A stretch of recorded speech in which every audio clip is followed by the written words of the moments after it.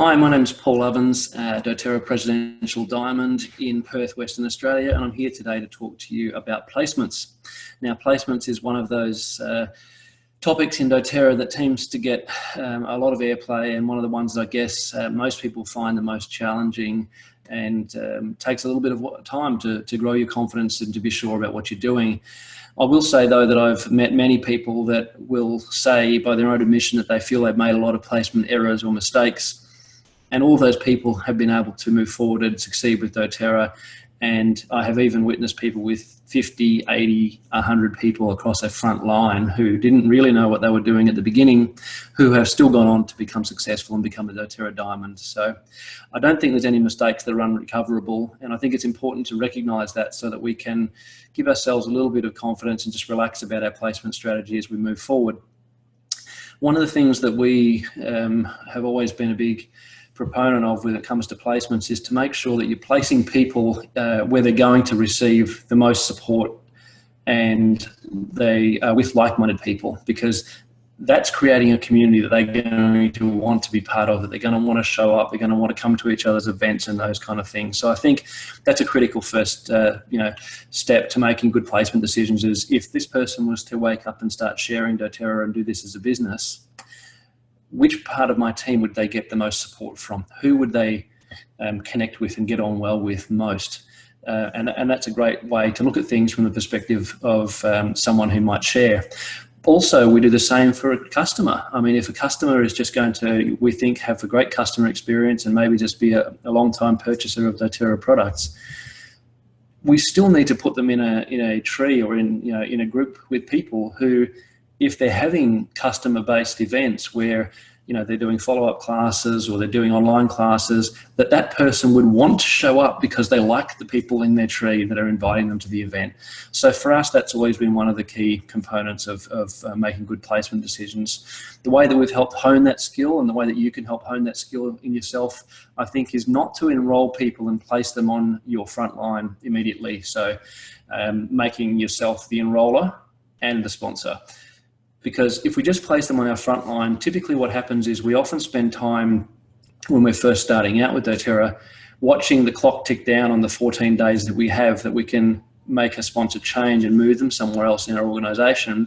Instead, we could have used our intuition initially, asked some smart questions of the person themselves at the lifestyle overview or wellness consult, as well as collected whatever information that we might be able to gather from the host of the class about that particular person who enrolled, and make a really good placement decision based on good information that we can receive in that first 14 days. So I like to hone our instinct for placements by really feeling into where that person's going to grow best, where they're going to have the best customer experience, where they would get the most support if they were to wake up and start sharing and building doTERRA, and place them there.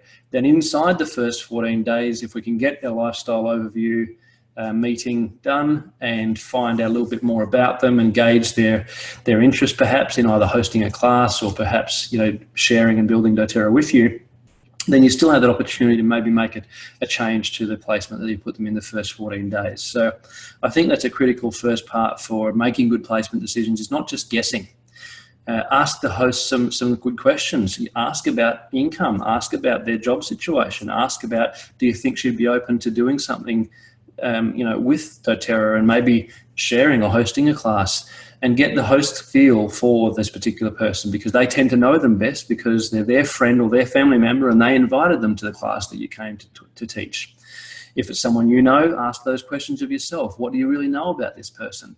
And of course, take that chance and then that opportunity to book in their lifestyle overview or their wellness consult inside of the first 14 days from enrollment, so that you can actually go and sit down with them, show them how to use the product successfully once their kit or their oils have arrived, go through the lifestyle overview and help set up their next 3 months wish list for their LRP, show them how to use their back office, and really give them a great customer experience just to start out with. And as part of that discussion, you should very much be able to ascertain their interest in whether or not they'd like to perhaps host a class, or if they'd even like to engage in doing doTERRA as a business with you. And if they do, that's the time that we maybe make a sponsor change. But initially, we already placed them based on the information that we knew about them from either talking to them on the night or on the day when they enrolled, or connecting with the person that invited them and asking questions about them that way. So that helps you make some really great placement decisions and makes you feel comfortable straight away that you're doing things well. Typically, when most people start out with doTERRA and they start sharing and enrolling people, they will usually be people the closest to them, because we feel more comfortable to invite our friends and our relatives along to a class or to a one-on-one. So oftentimes our frontline leaders as such, as we're building our way from the beginning ranks through manager and director and executive, onto elite and premier and silver, they tend to be people that we already know really well. But they may not be people who actually really want to do the business with us. So it really helps if you can have those kind of conversations right around the time that they enroll. If you're been enjoying the doTERRA product and just starting out thinking, right, I want to do this as a business, I want to share, I would ask you to take seriously the opportunity to really write down that list of all the people that you know, those that you respect, those that you get on well with, those that share similar value systems to you, because ultimately, if you place those people on your front line and they become the leaders in your team that you're ranking off, after they've been there for 14 days, they don't get to get moved again. So they're there for the long term. So I really encourage you, as you're starting out this business, to make great decisions about who do you think that you'd like to do this business for if you were in business with them forever. And it's a really great question to ask yourself, because although you think it's your mum and your sister and your best friend, that might not be the case as far as doing business with them is concerned. We tend to be careful about how we group our friends and family and those kind of things together as we place as well. Typically, we would put all our family together in one leg, because our family all know the same people. All the cousins and aunties and brothers and sisters and those kind of things all know each other. So yeah, for us, we felt that if we were placing them in totally separate legs of our team, that that might create some unhealthy competition for enrollment of other family members. So we felt that putting them all together, they all benefit from each other's efforts as far as helping to engage other family members. So that was one thing that we did, and we found that to work really successfully for us. Our friends tended to go into a sort of another leg initially, and one of the things that we did really well and we've always trained on is to aim to build yourself to the rank of elite, which is 3,000 in overall volume of purchasing below you and your team, but build yourself to elite with 2 legs, and where you hold the enrollment for the 2 people at the top of those 2 legs. That's setting yourself up to really move quickly and easily onto the rank of Premier, which is a 5,000 overall volume and 2 legs of 2,000, or 2 executive legs underneath you that you hold the enrollment for. Because to rank advanced, we need to hold the enrollment for the people that we are putting into the leadership positions in our teams. So building yourself to elite, not just to get 3,000 in volume, but to have volume put into 2 legs particularly, and not widening it out too soon to 3 and 4 and 5 legs, where the volume is dissipated out over 3 or 4 or 5 legs, where you might have 5 legs with 1,000 PV in volume in each one of them, yet you can't rank advanced to Premier because you need 2 legs with 2,000 minimum volume in each. So it's critical to kind of keep that volume tight initially. One of the strategies that people have often followed in doTERRA to help move themselves quickly through the stages of elite and Premier and onto silver is to build with the structure of the power of 3 bonus in mind. And the power of 3 bonus is very simply when yourself and 3 people on your front line all have an order of at least 100 PV, an LRP of at least 100 PV, and between the 4 of you, there's an overall group volume of 600 PV, and that gives you a $50 power of 3 bonus, a $50 US power of 3 bonus each month. And then when each of your 3 frontline leaders do the same, you get a $250 US bonus, and when each of those 9 people do the same, you're getting a $1,500 US bonus. So it's very easy to want to quickly rush to place people in the past for power of 3. And recently we've had the wholesale customer category added to doTERRA's options as far as membership's concerned. And I love this wholesale customer category as opposed to just having a wellness advocate status where you instantly have the ability to build a business and earn an income.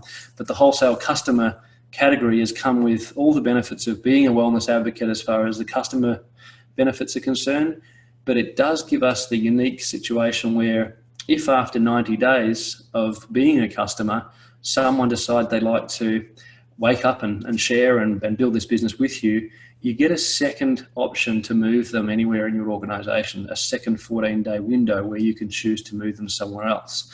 And I think this is just such a huge benefit, because instead of feeling like you need to place people to get this a bonus, a Power of Three bonus, you can put them there to help you achieve the bonus whilst you're waiting to work out if they decide to engage with you and do this as a business. And if they do, you have that opportunity to move them off. So I think that the wholesale customer category does solve so much of the issue of, do I place to try and get this bonus, or do I put the person over here where I need the volume for my rank?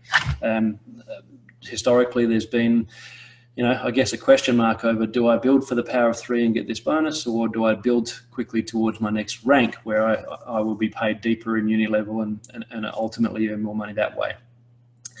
I would say categorically that the very best decision you can make is the one for the long term. Rather than worrying about the short-term benefit of, do I get this $50 or this $250 bonus? The first question I would ask is, where's the best person for this new enrollment in my team? Sorry, the best place for this new enrollment in my team to go for the long term? Where will they grow the best? Where will they get the most support? Where will they feel most at home? That's a really great decision to make. And of course, if it's not obvious, then putting them in a spot that's going to help you get your Power of Three bonus is a wonderful thing to do also, especially given the opportunity to move them again. If you've enrolled them as a wholesale customer, after 90 days from their enrollment date, we can move them again if they decide to upgrade to a wellness advocate status. And the wellness advocate status just means that they have the ability then to enroll people and create a team or a tree or a downline of their own, as opposed to a wholesale customer who is a standalone customer with all the wholesale benefits that we all receive from being part of doTERRA, but they're not building a business, they can't earn commissions, and they can't be enrolling people. But upgrading is as simple as going into their back office and checking a box that they want to upgrade to wellness advocate status, and they can then start enrolling people and earning money and earning commissions with doTERRA. So there's some of the things that I think are really important to focus in on as the initial placement strategy. For us, intuition has played a really big part, in making sure that we make good decisions, and in doing so, and in honing that instinct and ultimately trusting yourself to make that good decision, they tend to work out really well in the end. And when you're conflicted about it, the best thing that I could advise you to do is to go and seek advice from someone successful in your upline. Go into your back office, and under consultant services at the back, you can look at your upline listing and you can see the names of the people, the rank that they've achieved in doTERRA, and reach out to those people and say, hey, I need some help with this. And those people that you can see there have a vested interest in your success. So they're going to want to help you. So reach out to them and share what's bugging you about this particular placement decision. Ask the questions and say, look, this is what I know about this person. I could put them here, I could put them there. I'm just not sure. What do you think I should do? And the more you talk to people who have had the experience of making a lot of placement decisions, who enroll a lot of people, the more you're going to help to understand how they made their placement decisions. And the more you do that, the more you're going to get it right. So hopefully that's been helpful for you to be able to understand the basics of placements and how we can support the people and put them into places where they're going to benefit most.